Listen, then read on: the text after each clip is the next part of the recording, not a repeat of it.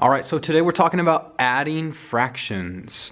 When we're adding fractions, if they have the same denominator, then it's really easy to do. We're just going to keep the same denominator in our addition problem, and then we just add across the top. So 1/4 plus 2/4 just gives us 3/4. And we can visualize this as well using fraction bars. So here I have 1 out of 4 shaded in, and here's 2 out of 4, and that's supposed to be a 4, sorry guys. That's 2 out of 4 shaded in. And if I just combine this 1 and these 2, that gives me 3 out of 4.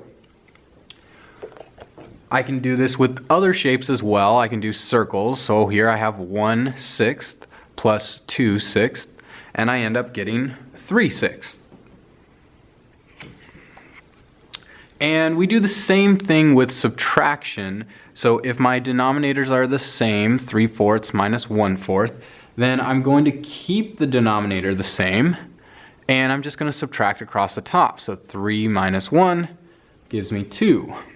Again, if I go back to this fraction bar, I have 3/4, and I need to take away one of those fourths. Well, I can just take one away, and I'm left with 2 out of 4. So 2/4, just like our answer up here. All right, so now we're going to transition into talking about a different type of graph than what we've been looking at so far. We're going to look at a line graph and how do we build a line graph. So we've already looked at line graphs actually, but we haven't looked at how to make one. So here I have information of a bouncy ball, and I counted the number of bounces that it took and how high it bounced for each one of them.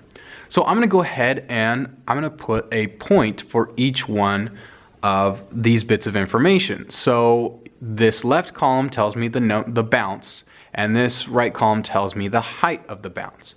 So at the first bounce, number 1, it went up to 16. So I find bounce number 1, and there's 16, and I'm just going to put a dot right there.